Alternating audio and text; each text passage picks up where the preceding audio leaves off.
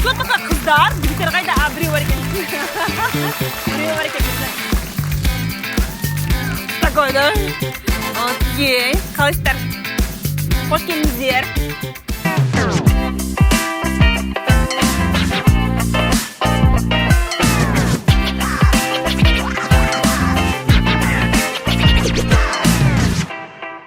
Ал алименттер тақырыбында таныстарың бар ма? Алимент алмай жүрген. Ойбай. Мен өзім алмаймын мысалы. Не? О, с козырей зашли, неге? Білмеймін, даже не пыталась андай. Ты не подавала заявление. Неге? Жылатқым келмеді біреудің баласын. Обожаю.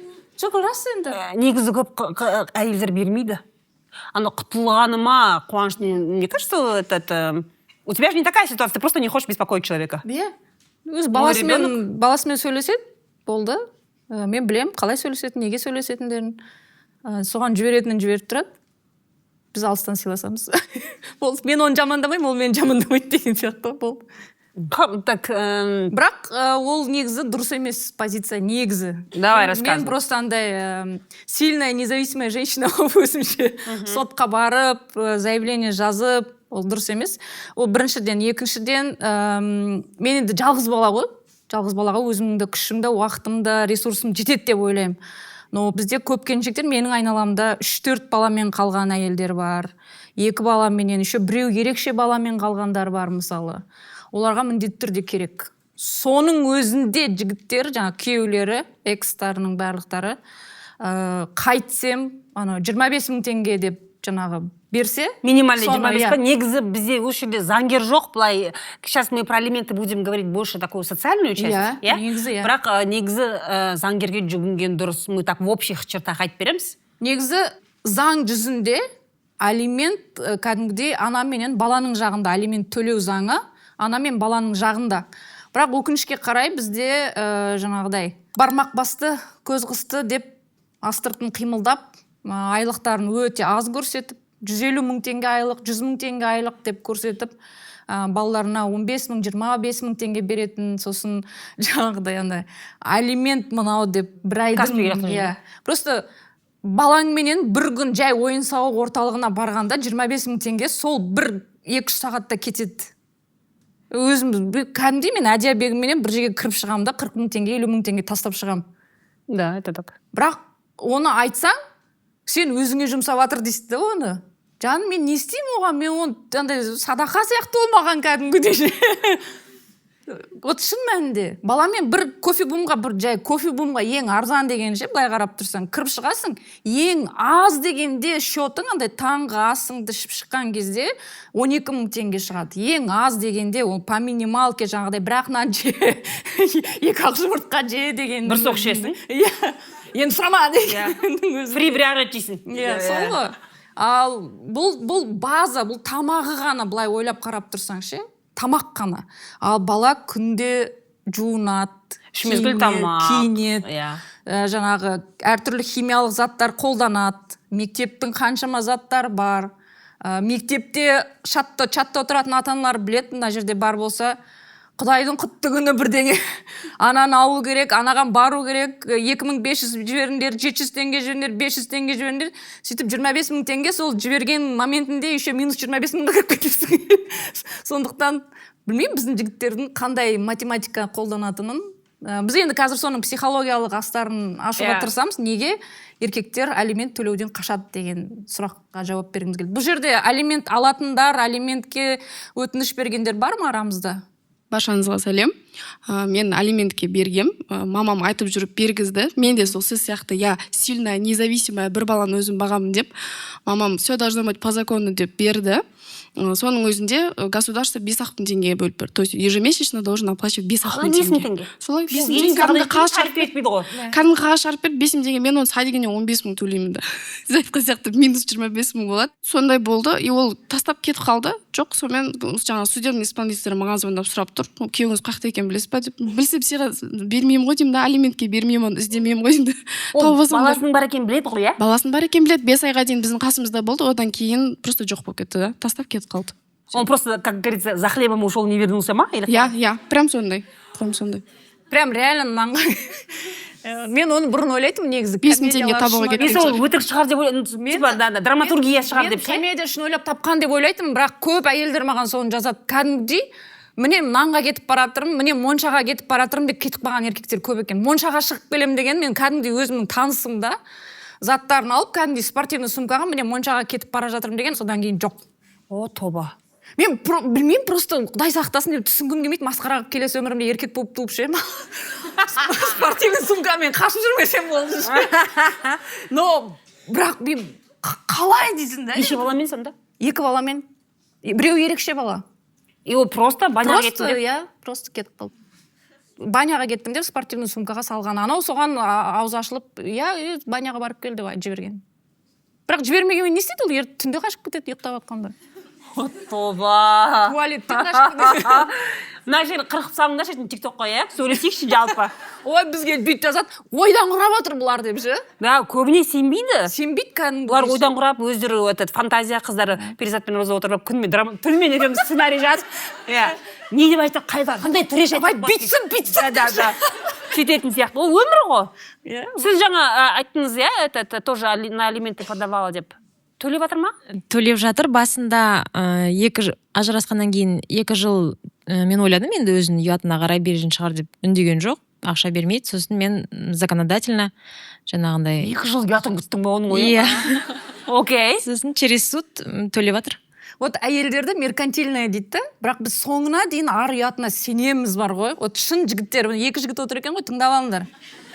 Сосын ана тұқымдастарыңа айтып барыңдар. Біз шын мәнде соңына дейін сенеміз. Бұл баласы ғой өзінің деп ше. Бұл ішінен шықты ғой бұның деп ше. Шығады ғой ішінен соның. Сол баласы ғой, енді ол қолына алды ғой, искеді ғой осыны. Бұл кіндігі, соның тамыры, соның қаны деп сенеді да. Қыздар до конца сенеді ғой. әкесінің атын берді оған иә Бірақ мені бір баяғда бір Қытай досым күлдірген. Қытайда өскен қазақ досым. Сол айтады, білесің бе дейді, неге балаға әкенің фамилиясын береді дейді. Неге десем айтады, балада дейді, әкенің фамилиясынан басқа байланыстыратын дым жоқ дейді. ой бұл байқұстар Алғашқы секундтан бастап ол анасының Байқұстар. ішінде, анасы шыққаннан кейін анасы жаңағы емізеді, астын жуып, тазалайды, жүргізеді, тұрғызады. И әкені байлап ұстап тұратын, бұл менің фамилиямды ұстап тұр деген ғана не дейді да. Кейбіреу енді фамилиясына да ұрып кетіп жатыр ғой қазір енді. Фамилиямды әкесінің атын береді Иә. есіде тұрады Иә. әкесінің аты еще деп отыра беретіндер бар қазір мысалы көп. сөйтіп 2 жыл күттің сосын сотқа бердің Содан кейін сотқа бердім. Содан мен 2 балаға 5-тен 2 бөлігі, жаңа зарплатаның 5-тен 2 бөлігі. Мен омен келістім 50-50 төлейсің деп. 40%. Иә, сосын ол басында келісті, сосын 5 жылға шығарып берді. Одан кейін 5 жылдан кейін тағы берген кезде өзі айтты, азайт деп. Соны азайтып төледі жатыр по закону. Неге азайтты? Неге Бала азайтасың? резко тамақ ішпейтін болып қалды ма? Жоқ, 50% ол 3 бала болған кезде. 2 балада 3-тен 2 бөлігі ма сондай, короче. Соны 50-50 емес, азайтып өзі сөйтіп сұрады да, соны жарайды деп. не үшін жарайды деді Ну, не деп айтамын енді мен. пусть пол как по закону платит Бізде ол тағы да андай ғой, әйелдер жаңағыдай Меркантильный. стерва болғысы келмейді. Ұрсып, бәрібір стервасың ғой бәрібір какая разница мен түсінемсіздер. сөйттім ше, ана судебный исполнительдарға жаңағыдай бер деген кезде мен айттым, қойшы соны ұрсып тұр, еріндім кәдімгі ұрсып тұруға. Біз шын мәнінде сондаймыз енді. жоқ Лох деген жазуымыз бар. мысалға да кез келген ажырасуда әйел кінәлі деп айтады Иә. ұрыс шықса әйел кінәлі деп айтады бәрібір жаман түсіндір ғой неғып ұрыс шығармайсыңдар все равно женщина плохая ну так докажите что вы плохие жаңа меркантильный деп айтып жатыр ғой мысалы үшін қазіргі кезде қыздар жазады маған свиданиеда біз дейді жігіттерге ондай сұрақ қоя аламыз олар сұрайды сен мініп жүрген машинаң өзіңдікі ма сен кім үйінде тұрасың өзің квартираң бар ма деп сұрайды это действительно парни первые задают такой вопрос и вопрос кто меркантиль кто за цель за салат просит полсуммы қыздар действительно барады свиданияға барып ұнамаса өзі төлеп кете береді да а олар трясутся қазір бүйтіп столдың астында бүйтіп қайта каспиына қарап не бұл каждый раз заказ берген сайын дірілдеп это же так же статистика мен 23 жылы өзім подкастымды жүргізіп жүрген кезде как раз осы тақырыпты көтергенбіз. 20-ші жылы общий жаңағыдай төленбеген балаларға қарыз болған алименттердің суммасы 23 миллиард болған Қазақстан бойынша. Представьте, 23 миллиард. Это столько денег детям не заплатили отцы. Енді отцы демей ақ қойын, 10% әйелдер. Оның ішінде. Яғни алимент төлемейтін әйелдер де бар, яғни баланы әкесімен қалдырып төлемей кететіндер де бар. 300% нормально. Сумма, конечно, бешеная. Сол кезде белсенділер бала құқығы бойынша омбудсмен болсын, басқа активистер, солар мынандай ұсыныс жасады. Біздер өзіміз тоже это обсуждали. Мемлекеттен фонд ашылсын, соған мемлекет ақша салады да, и балаларға сол фондтан ақша төленсін. Ал мемлекет өзі жаңағы төлемей жүрген әкелерден өндіріп алады деген. Бұл инструмент шетелде жұмыс істейді. Өйткені бала күнде өсіп жатыр. Жаңа андай не, мысалы, бір кафеде жеп қойдыңдар, берген 10 000 теңгесін ше. А ол үш рет тамақ жейді. Оның зубный пастасы бар, оның басқасы бол, ауырады, дәрі-дәрмегі бар, мектепте шығыны бар, киімі бар, күнде өсіп жатыр. Это большие расходы, и ана мен балаға көмек керек, қаржылай көмек керек. И бала күтпейді. Кейін төлейсің, мақұл, сендер судебный исполнительдер өндіріп андыр, сосын барып өсем демейді, ол күнде өсіп жатыр да. Осындай инструменттер ұсынылды, бірақ та ол ондай жағдай жасалынған жоқ. Бірақ заң қатайды. Қазіргі кезде, мысалы, 24-ші жылы біз декларация тапсырып бастадық. Уже предпринимательдер, енді сосын скоро физлица, бәріміз декларация толтырып. Яғни, бұрынғыдағыдай, жаңағыдай, папалар, горе папаши, айлығын азайтып, айлықты конвертпен алып деген тема болмайды. Темка жоқ уже. Уже потихоньку это все, особенно на 26 жылға қарай, вот, комитет госдоходов будет сильно контролировать вот эти все теневые деньги.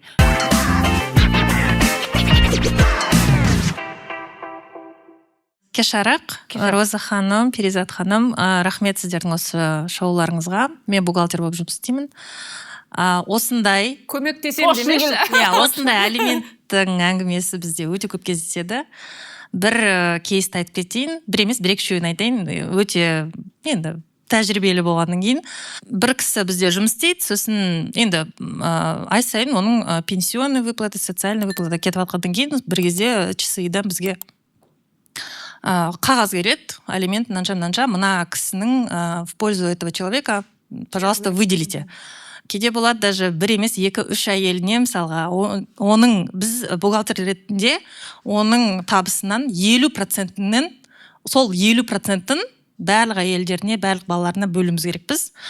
Ол бір әңгіме, сосын ол жігіттер бастайды. Ой, мен картам жоғалды, мен аламаймын, оны, пожалуйста, басқа адамға қосшы депші. Өзінің айлығы, мысалға, минимальный заработный плата 85 000 болса, сол 85-тен өндірші, қалған ақшаны басқа, мысалға, менің тағы бір коллегам, бастықпен келсек, типа, менің, мысалы, 200 000 теңгемді ана кісіге жіберші. Сосын екінші жағдай, сол бағанағы сіз айтып отқан салықтар ол бір бөлек, мысалға, ол выпискасын көру ол бір бөлек, ол тағы да сондай кішкене мини-сговор дейміз ғой, бастықпен, давайте сізге, мысалға, премия ретінде болады да, сосын ары қарай обналмен шығарады.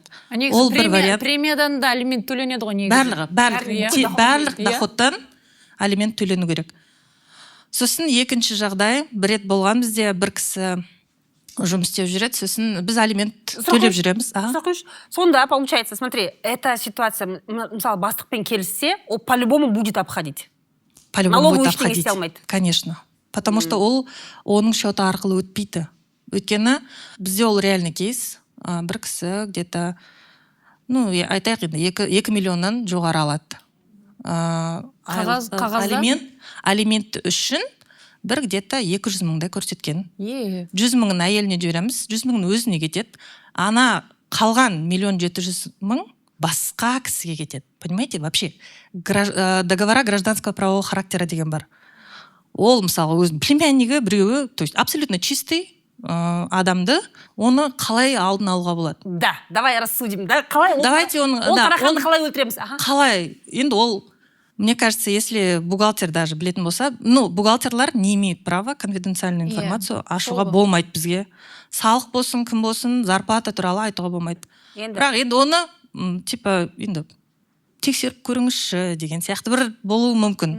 Немесе әйелі ондай сыбыс бір нәрсе естісе, может быть, тағы да сотқа беріп, тағы да расследование сияқты жасауға трудовой болады. договорды тексермей ма ешкім? Мысалы, определенно, мысалы, топ-менеджер бар, Иә. 2 миллион, 3 миллион атын топ-менеджерлар Иә. бар. Топ-менеджер никак 200 мың ала алмайды. Мысалы, Енді директор ол департамента в шынымен де. частный компания, ол ала алмайды. Сонда ол мәселені тексермей ма ешкім? Енді келісілген, видите, трудовой договорда, типа, 200 мың деп жазылып тұр болды. Сен бухгалтер ретінде қағазға жүгінесің, бастық айтады, иә, тура сондай зарплатасы. Енді вопрос просто көзін еще. жұмайын деп тұр. Компания жаңағы оған 1 700 000 шығарып берген кезде Иә. қандай статьямен шығарып береді? Гражданско-правового характера басқа кісіге төлеп Түсініп тұрмын, жатырмыз. но сіздер сол ақшаны, да, вот қазіргі кезде кәсіпкерлер жаңа заң бойынша келесі Иә. жылы кәсіпкерлер енді сен, например, өзіңнің счетыңнан 2 миллион шығарғың келеді. Иә. Ты должна объяснить, сен оның қай қалтайын деп жатсың. Кәсіпкер, мы должны отчитываться. Енді как они выкрутятся с этого? Жоқ. Біз ана мысалға бізге юрист болып жұмыс істеп жатқан, юрист деп ойлайықшы, иә, сол кісімен акт выполненных работ.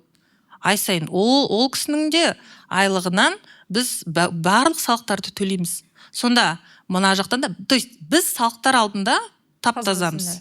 Тек әйелдің алдында сондай бір некрасивый момент. Үшінші адам статта жоқ. Иә, бірақ делается договор с ним. Да. Ол күнделікті айма-ай алады, зарплата алатын адам. Жарайды, бұған қайтып келерміз. Саған тағы мынандай бір қызық жағдай болды. Біз алимент төлеп жатырмыз, біз әйелге кәдімгідей дұрыстап төлеп жатырмыз. Сосын бір кезде енді біздегі сотрудник айтады, заявление жазады келіп бухгалтерияға. Біз болды, татуластық бәрі жақсы, керемет, алимент төлемей қойыңдар дейді. Сосын шынымен де біз емес, ол кезде мен главбух болған жоқпын, бірақ қанша дегенмен мен главбухым алады да ол алиментті тоқтатады. Сосын әйелі Ақтаудан ұшып келеді Алматыға. Сен типа бухгалтер, ол бухгалтердан көріп жатыр да, енді сен неге маған айлық төлемейсің? Это, наверное, муж так сказал? Сол ғой, біз заявлениені қабылдап тұрмыз ғой, біз типа примирение сторон, анау-мынау дейді. Сонда, өмір сүріп келе жатырмыз. өміріңнің егеуінен құтылу үшін ақша төлейсің ғой, балаңа ақша алмайсың да? Құлағыңның тыныштығы үшін ақша төлейсің. Иә, құлағының тыныштығы үшін, жанның тыныштығы үшін. Просто олар ертең сол 10-15 мыңды үлкен қылып көрсетті, мен ай сайын алиментін төлеп асырап отырмын бұны деп. Вот говорят, что женщины пилят, да? На самом деле мужик же пилит. Они не пилят, олар капают. Андай. Дың деп солай кәдімгідей.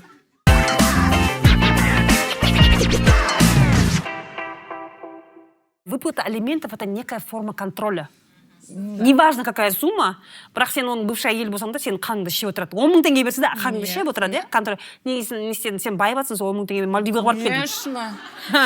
10 мың теңге Мальдивға барып келдің, сен 10 мың теңге салонда машина алып жатсың. Офшорға сақ қойып қазір деп санайын деп отырмын мен оны. Ол сенің көзіңше 10 мың теңге, оның көзінше ол 10 мың теңге. Сен оған бір чупа-чуп саласың, ол оған үй алады. Вот, қайда жатыр әңгіме. А біз андай лоқпыз ғой, айттым ғой мен. Мен шын намысым жібермейді сұрауға ше. Бір балаға мен ақшам жетеді деп. Бірақ мен 2-3 баласы бар әйелдерді аяйым. Бірақ жаңа психологиялық аспектісін айтып жатқан кезде айтып жатырмыз ғой, олар бірінші кезекте әйелден өш алудың құралы ол алимент төлемеу. Менен кеттің, ал көрейін енді қалай өмір сүресің. 100% солай ғой. Жескеңді көрейін. Иә, байып кет, көрейін ертең осыдан, жаңа менен кетіп көгергеніңді көрейін дейді. Сосын әйелдерді сол қармаққа ілігіп қалады негізі. Бірден андай бүйтіп, мен жаңа өмір бастадым деп жаңағы шаштарын, тырнақтарын бірдеңе салондарға барып, жаңағы еркіндіктің дәмін сездім деп шық, жаңағы бір дәлелдегісі келіп тұрады да. Сөйтіп жеңіліп қалады негізі әйелдер. Оларға ештеңе дәлелдеудің қажеті жоқ негізі ше. Бірінші өзіңе дәлелдеуің керек, сен болды, басқа адамсыз өмір сүре алатыныңды. Бірақ әйелдер мен бұған дәлелдеймін, бұнсыз өмір сүре алатынымды дейді да, сөйтіп өзін-өзі қамап тастайды жаңағыдай. Бәріне тырысады, жұмыста да бірінші орында болу керек, туыстардың алдында бірінші орында, баласы прямо снитке жаңағыдай су жаңа киімде, бүкіл ресторан, кафе, ойындар барлық жерге апарады, сөйтіп шашылып қалады ана кәдімгідей. Тұрмыста жасалмаған нәрсенің барлығын ажырасқаннан кейін жасайды да, әйел шашылып қалады. аналар отырады, көрем қай жерге дейін жетеді екенсің деп ше. Сонда ана ешкім баланы ойламайды ол моментте. Екеуі просто кімді жеңсем екен деп отырады да. Счет жүргізіп кәдімгідей блокнотта 1-0 деп ше, осылай ше. Просто ең ұтылатыны бала ол жерде. Ол бала біздің қоғамда негізі бала үлкен манипуляция құралы. Кәдімгідей. Ата ене де баламенен манипуляция жасайды. Там шешелеріне баласын бермей қояды, атын аты айтқызбай қояды, мама деп айтқызбай қояды. Жаңағы бұл біздің баламыз әрі жүр деп жаңағыдай. Немесе андай, әне баласы ауырып жатыр, менің айтқан тілімді алмады деп жаңағы. Просто сол даулардың ішінде ең ұтылатыны, ең әлжуаз топ ол бала. Оны ешкім ойлап жатқан жоқ, үлкендер карта ойнап жатыр да, кәдімгідей мә көзір деп ше. Ең қорқыныштысы сол. Неге сондай нәрсеге біз андай заң бізге барлық нәрсені бүйтіп шағып бүкіл жағдай жасап тұрған кезде біздің еркектер де, әйелдер де жаңағыдай бір қазақбайшылыққа салу, енді 18 жылдан кейін не болса болды емес пе дегенге жаңағыдай бір скидка жасау. Айтып тұрмын ғой, ең соңында ұтылатыны бала. Здесь основная проблема в чем? Опять-таки, да, біз тағы айналып келген кезде невидимый женский труд не істейміз. Құнсыздандырамыз. То есть мы опять сталкиваемся с вопросом, проблема, әйелдің жұмысы көрінбейді. Неғып отырсың үйде, сен отырсың ғой өзің үйде, бірақ істейтінің бір тамақ дейді, мысал үшін. Именно бала күтімінде қанша жұмыс бар екен? Баламен ойнау, оның 2 минут сайын запросына жауап беру, оның киімін реттеу, 100 рет киімін ауыстыру, ол ауырса қарау, оның бәрін априори әйелдің мойнында болған екен, ол көрінбейді. Понимаете? И из-за этого ол ойлайды да, и бүкіл еркек сөйтіп ойлайды. Иә, сөйтіп ойлайды. Бүкіл еркек сөйтіп ойлайды да, ол не ол? Ертең 18-де үйіне әперем. Әкесі ретінде, қарада тұр дейді да, мысалы үшін ше, күнде өсіп жатыр ғой ол. А кто за этими детьми будет смотреть? Проблема неде? Мне кажется, мен былай ойлаймын. Бала тупер дейтін еркек на самом деле балаға қарамайды. Баланың құндылығын білетін еркек бала тупер деп айтпайды. Сендер қыздар боқсыңдар, бітірмедеш, лоқсыңдар сендер. Мен анжеге барып отырайшы десең. Да. Сендер лоқсыңдар. Сендер вы поддаете, ертең маған бала туып берсін кезде, он хочет детей. Еріпті. Баланың құндылығын білетін еркек бала туып берсін, ол наоборот саған айтады, ойланайық, бала оңай емес, сенің денсаулығың, сенің жаңағы сен шаршайсың, мен көмектессем де, ертең ақшаны ойлайық деген сияқты. Мне же все время спрашивают, сіз неге 2 баладан кейін тумағансыз? Маған күйеуім айтты, асырай алмаймыз мынаны деп. Мыналарымызды асырай алмаймыз, осының екеуі нормально деп айтты. Блонди болсаң, сонда менен қыз туғанын қаламайсың ба деп ренжіп қалмайсың ба? Жағдайға қарайды еркек. Менің уақытым жетемен басқа ма, да, вот. Понимаете? То есть, осы жерде урок номер 1 қыздар күйеуге тимегендер. Маған бала туып бер дейтін еркек на самом деле бала қарамайды. Роза ханым, сіздің жараңыз жеңілсіде 2 ұл ғой. А қыздар болса, да талова туасын. Что, қыздар? У него же есть наследство, королевство, которое он должен оставить. Проперженный диван. Да. Ипотека на 25 лет. Естественно. Қыздар, на то это же тоже манипуляция. Почему вы ведетесь на это? Не, қыз мұрагер емес па? Соны бар ғой, негізі ЗАГСте айту керек. Анау айтады ғой, сіз келісесіз бе деген кезде айту керек. Баланың жынысы сізге байланысты. Келісесіз бе деп осылай сұрау керек ше. Вот шын айтам. Бізде еркектер кәдімгідей білмейді соны. Әлі күнге дейін қыз тауып берді жатыр, мынау неге ол таппайды деген әңгіме. Әлі күнге дейін 21 ғасырдың уже бірінші жирегін бітірдік. Былай қарап тұрсам. Бірақ біз әлі күнге дейін ұл тап пен қыз таптың арасында жүрміз. Әлі күнге дейін гендер партияда жынды адам сияқты көк шықса шыңғырып андай. Да. Ол ана бала сау тусын деп ойлап тұрған жоқ. Ана главное адамдар логика кәдімгідей ана адамның өмірі деп ойланбайды кәдімгідей. Сосын тұрады ертең тойда. Балаң аты кім десе білмейді. Енді соған мәз болып ше адам нервісін ауыртып. Ортаға 5 баласы бар, әкелері шықса дейді да. Мынандай шығады еркектер қарындарын көтере алмайды да, балаларының атын білмейді, ахаха деп ше, мәз болды. Соған мәз бүкіл зал тырқылдап күледі. Мен Дариға Бадықованың негізі бір интервьюында бір-ақ сөз күшті айтқан негізі. Ақша таппайтын жігіттің ұрпағын көбейтпеңдер деген ше. Вот шын мәнінде, бірақ ақша таппайды дегенде бұл жерде ақша емес. оның миын айтып тұр ғой ол. Барлығы андай ақша деген сөзге тіреліп алады да, ақша сендер ақша меркантильный анау мынау дейді. Ақшаны ақылды адам табады ғой. Или ұрылар табады. Ақылды адам ғана ақша таба алады қазіргі заманда 21 ғасырда бәсекелестікке жоғары қабілеті бар адам ғана ақша таба алады. И бәсекелестікке жоғары қабілеті бар адам ғана эволюция заңы бойынша тірі қалу керек. Когда мужчина говорит, мама батут, на самом деле он ребенка хочет. Ол баланың құндылығын білетін еркек, ол түсінеді, анаға мен уақытын беруім керек, мен оны елден қалдырмай тәрбиелеуім керек, мен оны жеткізуім керек, оның ертең оқу бар. О, ойланады ана миы бар ана еркектің. А так просто потому что ему нужен ребенок или количество, ана біздің достарымызда уже 4 болды ғой. 4 болды ғой, біз қалып бара жатырық деген. Ондай довыттан кейін уже сендер андай ғой. Артына ізің көрініп ату керек қой, кәдімгідей ондай довыт айтқан кезде. Просто потому что у друзей больше детей. Иә. Жарысу керек, прикинь. Мен сондай көргем, сондай әңгіме, сондай довыт естігем. Мен талай көрдім, біздің ауылда көрдім кәдімгідей. Менің құрдастарым барлығы алды құда болып жатыр, менің әлі кішкентай деп кәдімгідей әйелімен ұрсысып отыратын. Кем болыпты. Сол ғой. Енді сен ойлайсың, кішкене андай болуың керек, аурулау же. Жабайлау десең, сосын мынандай нәрсе ғой, және үйленгеннен кейін бірден бала деп қақсап қалатын еркектер көбінесе оны манипуляция құралы ретінде ұстайды. Неге? Өйткені бала тапқан әйел кетпейді деген ұғым бар барлығының басында. Бірінші кезекте. Андай енелер жаңағыдай бұғатын бір бала тапсын, сосын сабырына түсіреміз, тәубесіне келтіреміз, болды біздікі деп. Вот шын мәнінде біз бала таппа деп айтқан кезде қазақтың санын көбейтейік, Америкадан ақша алып жаңағыдай андай конспирологиялық жаңағыдай бұл екеуі Америкадан ақша алып отыр. Көрдің бе сен? Мен уже енді жүруім керек еді негізі ше. Бірақ біз саналы қазақ көбірек болса екен дейміз де. Мысалы, ойлаңыздаршы, қазір былай қарап тұрсаң, жаңағы 18 миллиард теңгені ала алмай отырған, жылап жүрген қаншама бала бар. Олар ертең қаншалықты жалпы адамзатты жақсы көріп өседі, қаншалықты қазақты жақсы көріп өседі, қаншалықты олар Қазақстанды жақсы көріп өседі. Андайды 3 әйелден жаңағы 4-5 баладан туғызып жатыр, иә? Ол балалар әкесін жақсы көрмейді ертең. Көрмейді да, уақыт жоқ қой. Сол ғой. Білмейді ол бала. По записи болған, сон болса да, сондағы сияқты по записи әкесіне бара ма? У него физически не хватит времени пообщаться. Но ол қалай сенің ұрпағыңды көбейтеді? Ол бала егер сені көрмесе, сенің тәрбиеңді алмаса, сенің біліміңді, сенің үлгіңді, сенің әдебіңді алмаса, ол бала сені қалай көбейтеді? Сосын жаңағыдай көрген сектаға кіріп кететін балалар, игроман болып кететін балалар, барлығы сол әкесіз өскен, тәрбиесіз өскен, көргенсіз өскен балалардың барлығы. Сана болмаса қиын, а сана болу үшін тәрбие керек. Әке тәрбиесі өте маңызды.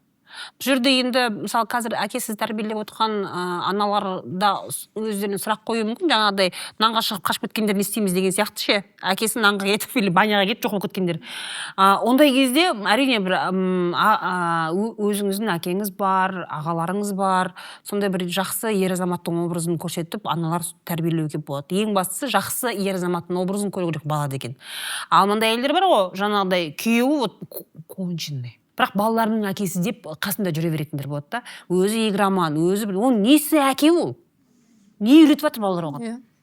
Ол жақсы әке. Ішетіні ойнайтыны болмаса, ол жақсы әке дейтін ше. Чему ребенок учится? Балалары жаңағы мас әкеменен қалай сөйлесу керек деген тілді үйренеді олар. Мысалы, әкесіне леген алып кеп, шелек алып кеп үйренеді. Кәдімгідей балалар кішкентай күннен, мен маскүнемдердің отбасында өскен балаларды білем. Олар 10-15 жасында кәдімгі үлкен адамдар сияқты шешімдер қабылдай алады. Неге? Өйткені ата-анасы басты функциясын атқарып отырған жоқ олардың отбасында.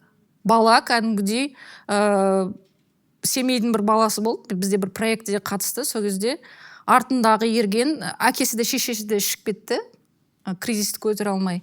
Сол кезде анау үлкен ұл артындағы 2 қарындасы 2 інісін өсірді. 23-тегі еркек, жас жігіт қой, қылшылдап тұрған жас жігіт, уже 40-тағы еркек сияқты кәдімгідей, түрі де сондай болып кеткен, ойы да сондай кәдімгідей, анау семьяны қалай асыраймын деп отырады да. Өмір сүріп атқан жоқ, ол просто біреудің өмірін сүріп жатыр. Ата-анасының бүкіл жүгін мойнына алып өмір сүріп жатыр. Осындай сәтте жаңағыдай баламенен манипуляция жасайтын әйелдер де, еркектер де ойлаймын, просто екі дүниеде қалай жауап береді екен деп сол нәрселерге құрсын білгім келмейді олардың қалай жауап беретіндерін.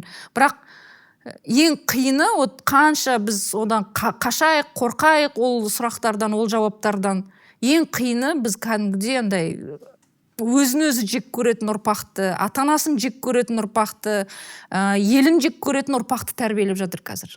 Мен жалғыз басты ана ретінде балама бәрін ашық айтуға тырысамын. Досымыз Айна Досмұхамбетқызы Ажыраспа деген кітап жазды. Сол кітапта жаңағы толық жазды. Барлық аспектілерін ажырасудың, сол алимент барлығы бар. Сонда баламенен сөйлескен кезде ашықтықтың маңызын айтады да. Неге ол маңызды, ол ашықтық? Өйткені балаға мен сенің әкеңді енді жақсы көрмеймін деп айту өте қиын дейді. Өйткені балаға ол андай қанша ол жаңағыдай ойбай бұл психологтар, коучтар әкесіз өскен жаңағы адамдарды жаңағы құнсыздандырып жатыр дегенменен бәрібір әкенің махаббаты өте маңызды бала үшін. Ол қанша жынды болсын, тупой болсын, лудоман болсын, игроман болсын, бірақ баланың базовый жаңағы қажеттілігінің біреуі мен бұл дүниеде әкеме, шешеме керекпін деген ой. Бірінші кезекте. Сол керекпін деген ой балаға әрі қарай күш береді өсуге, әрі қарай. Жаңағы физикалық тамақ бермесе де, киім бермесе де, ішкі тірегін береді. Сол нәрсені бізде түсінбейді кәдімгідей. Оны жаңағыдай үлкендердің ойынына айналдырады. Алимент беру, жаңағыдай алимент бермеу, соттасу, ажырасу деп балаларды ойыншық қылады да. Енді келесі мәселе, осы орайда көтергіміз келіп отырған психологиялық аспектілерінің біреуі, екіншісі қайсы жаңағы? Оскорбление, әдейі жаңағы мазақ қылу, контроль ұстау, сосын тағы месть, что там еще мы обсуждали? Мен айтып кетейінші, жаңа сен айтып жатсың ғой, ажырасқан кезде немесе осындай алименттік әрі-бері тартыс болып жатқан кезде екі ортада бала қиналады деп жатыр қой. Бірақ бір жаман жері екі ортада бала қиналатын болды деп сол доводты тек әйелге айтады. Иә. Баланы ойласайшы деп әйелге ғана айтады. Сен ана емессің ба дейді да. Неге сен әке емессің ба деп айтпайды осы. Ертең өзіңнің ұрпағыңның, сенің балаларыңның жағдайы қалай болады деп неге еркекке айтпайды? Бұл жерде проблема сол. Мысалы, сен айтып жатсың ғой да, бір екі ортада бала сорлайды деген кезде осы жерде отырған әрбір қыз, әрбір әйел осы жерде өзіне қабылдап жатыр, потому что женщины привыкли это слышать. Но жігіттер, моя хата с краю. Балалар страдают, надо было терпеть. И еркектердің өздері абьюз жасай отыра, жауапсыздық көрсете отыра, әйелін андай қиналады ғой, түсінбейді, айтқан сөздерін естімейді, сөйтіп уже шаршаған кезде, болды мен кетем деген кезде, баланы ойламайсың ба? Баланы ойламайсың ба деп, оны только как инструмент манипуляция қолданады. Бірақ өзі сол баланы ойлау жауапкершілігін алмайды. Соған жеткізбеуге тырысуға қауқарсыз. Ол кезде ойламайды ондай нәрсені. Сол нәрсе, и жаңа біз айттық та, вот оскорбление. Я тут отметила. Подожди, мен ашып алайыншы қағазымды. Подождите. Жаңа жерде бір қыз қол көтерді. Барлықтарыңызға қайырлы кеш. Мен Жезқазған қаласынан келіп жатырмын арнайы. Бізді қош көрдіңіз. Мен айтайын дегенім, біз жолдасымыз екеуміз ұрысып қалдық та, сосын мен ажырасам деп ойлап қалдым да, бірақ ажыраспадық, в браке, оказывается, алиментке беруге болады екен. Солай в браке алиментке бергенмін. Содан жаңа президент іздеп еді, келді. Құдай Жезқазғаннан айдап әкелді. Сосын біз енді қайтып татуластық та, енді кешіріп, соны қайтып қосылдық. Сосын мен айттым, енді типа алиментті қайтарып берейін ба деген. Неғып қайтарасың сен оны? Осы анда демешектерің үзіліп сразу не қаласыңдар осы? Беріп атса рахат емес. Вам ничего не нравится. Бірақ оның алдынан андай ситуация болған. Біз 5 жыл бойы Астанадан ипотекаға үй алып қойдық.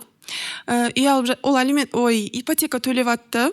Получается, жұмыс істеп атты. Мен бала туғаннан кейін, я жертвую собой, үйде отырамын. И ұрысып қалған кезде, через 5 лет ол айтады маған, үй менікі, сенің атында еш нәрсе жоқ. Козел. Қай барсаң онда бар деген сияқты қылып ше енді. Специально көрдің ба, ана дома сидит у нее. Сосын мен ол кезде аяғым ауыр и үлкен балам бар, пришлось үй жалдап кетуге. Поэтому мен алиментке бердім.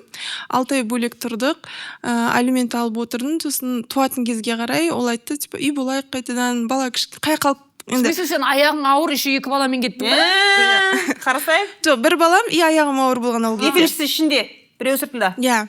Сосын 9 ай болған, мен өзімнің жаңағы бизнесім бар, айналысам сол жақта, өзімді асырай аламын, получается. Но все равно алиментке бердім. База жоқ біздің қатынар бар ғой, иә? Біреу ішінде, біреу сыртында, үшеуің өз-өзін асырап жүр, үшеу бар ғой.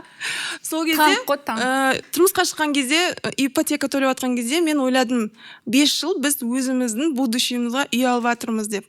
Оказывается, ол үй біздікі емес екен, 12 екен. Иә. 5 жыл бойы сен Подожди, у вас есть законный брак? Есть. Екеуіңдікі? Жоқ, ол үй оның мамасының атында болған. Обожаю. Анан алып лақтырайын қойсыңа. 4 аяқ киім лақтырамыз. Сонымен мен оны даже бөле алмайды екенмін, даже если жаңағындай, вот, мамасының атында Сен бизнесіне ақша бердің ба? Ақша бергенде ол бизнестан үйге продукт осындай төлеп алып бірге құйдық қой. Но после приобретения сендер үйленгеннен кейін барып үй алынды да, жаңағы ипотека құйылып жатыр да? Иә. Бірақ ол мамасының атында болған. Отсудить можно. Мен жынды юристерім бар, если звонить. Сонымен сондай болды. И мен айтқым келгені, оказывается, тұрмысқа шыққан кезде вот это вот барлығын нужно обдумывать, мамасының атына жазып бермеу керек, сендердің үйлерің болу керек. И қаяққа барам, аяқ астынан қалып қояды екенсің, без квартиры, без ничего. Но бізде қазір бәрі жақсы, бірге тұрамыз. Шүкір, ұзағынан солай болсын. Иә, бірақ шын мәнінде қыздар бүгін негізінде бір қатты күрделі жаңалықтар болып кетті ғой.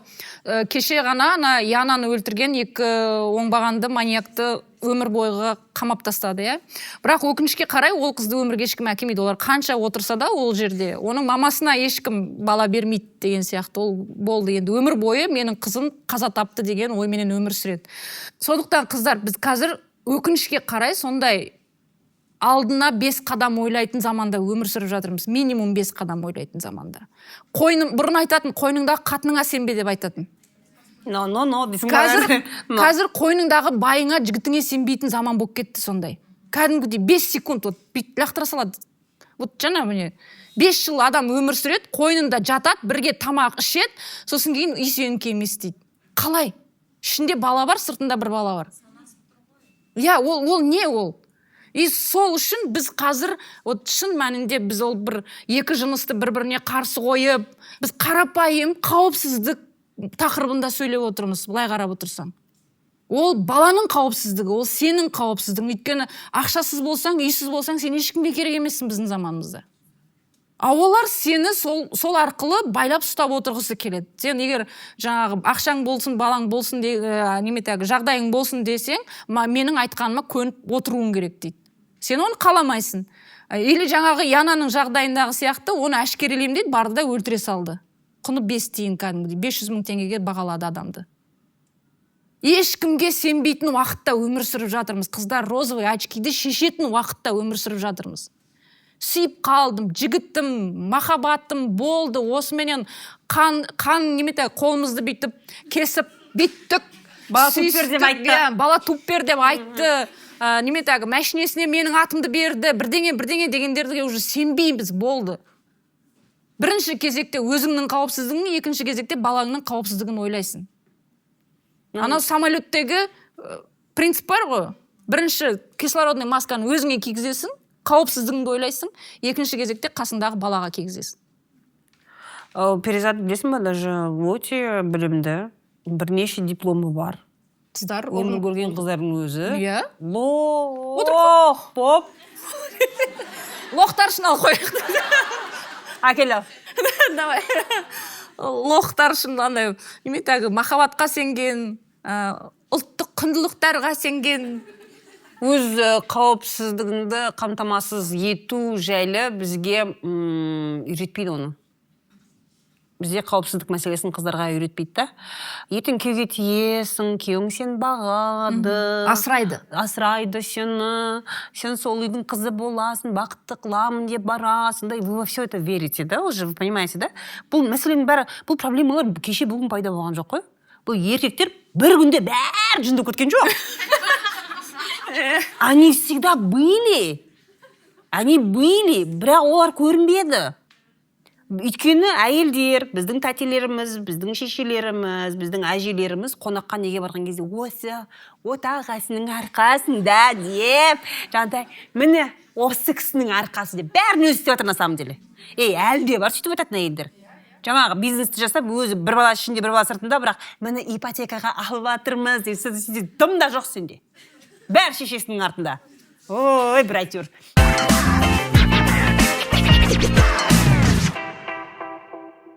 Енді менде үшілі сұрақ, жаңа алиментке беріп отқан қыздар.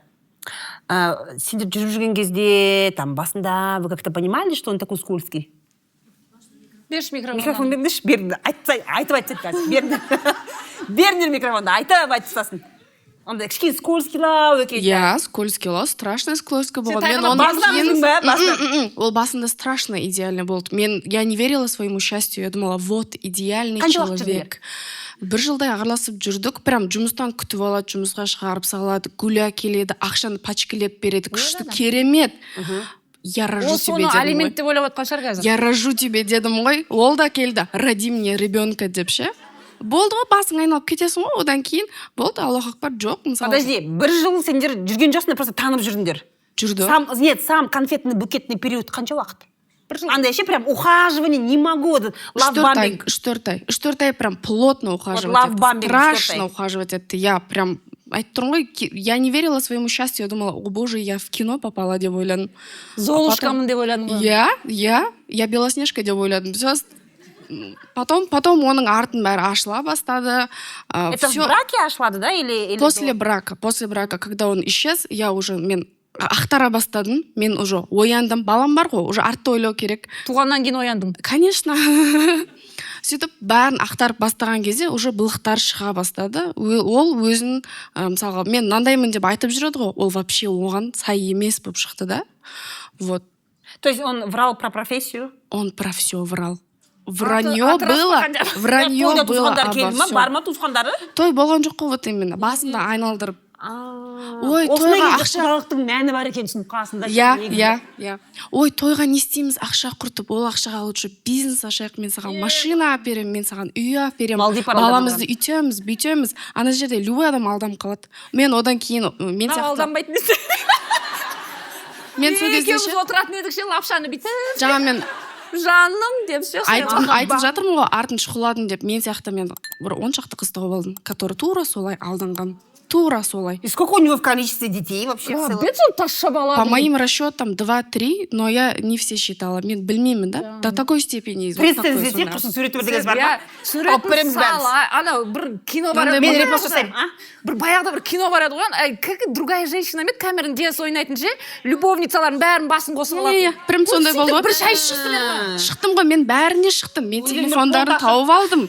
Мен шықтым, звондадым, мен айттым, неге сендер үндемей отырсыңдар? Заявление жазсаңдаршы, бастарында кредитқа тығып кеткен бәрін, мені де кредитқа тығып кеткен. Мен айттым, почему вы не үшін үндемей отырсыңдар? Сен кредит бердің ма, қанша? Ау? Қанша кредит бердің? Көп.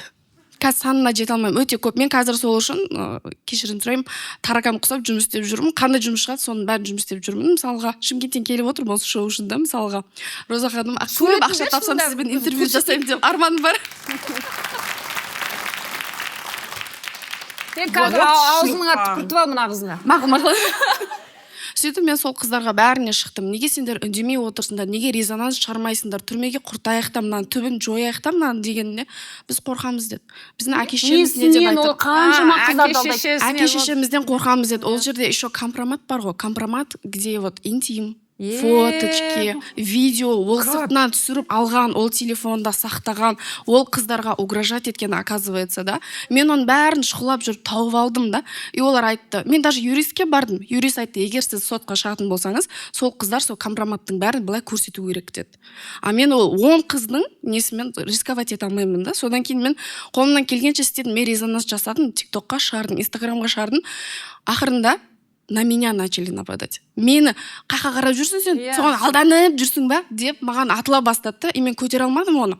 И мен мысалға жаңа маған ол тема өте ауыр. Жаңа сіз айтқан кезде өзімді әрең ұстап қалдым, шынымды айтайын.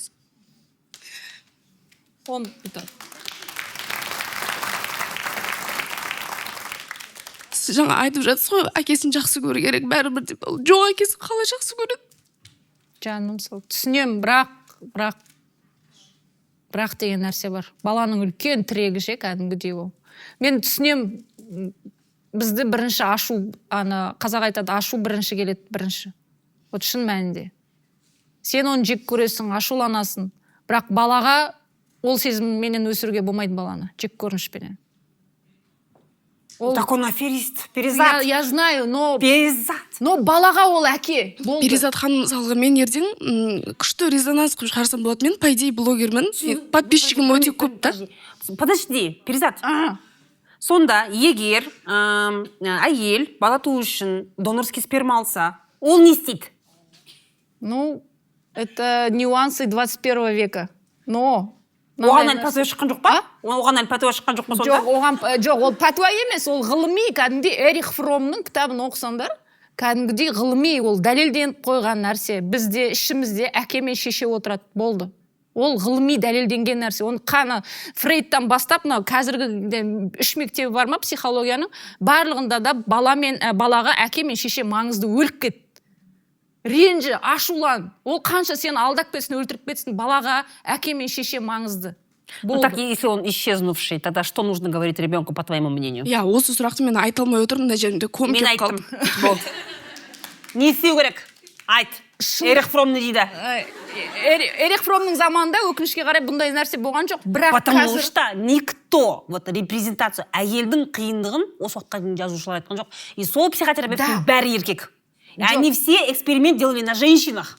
Согласна. Ой, на мужчинах делали. А әйелді ешкім зерттеген жоқ. Әйелдің ішінде не болып жатыр? И может ли женщина, вот бұл тресте жазып жатыр ғой, жақсы әйел, и әйелді еркекте болады деген сияқты. Неге деймін да? Почему вот до этого? Я согласна. Я жақсы әйел, басы істейтін, жаңағы 4 құбыласын түгел деп отырған білімі бар, ішкі қайраты бар әйел, әке менен шешенің орнын бірдей бас алады. Өйткені біздің жарты Қазақстан солай өсті. Барлығымыз однополый семьяларда өстік. Бірақ балаға әкең сені тастап кетті. Әкеңе керек емессің. Әкең мені мына шешеңді алдады, оңбаған, ол сондай деп өсірсең, баланың кәдімгідей ішіндегі бір тірегін бүйтіп сындырасың да, бала бірақ тірекпен өседі. Ол өмірді жек көріп қана өседі, болды.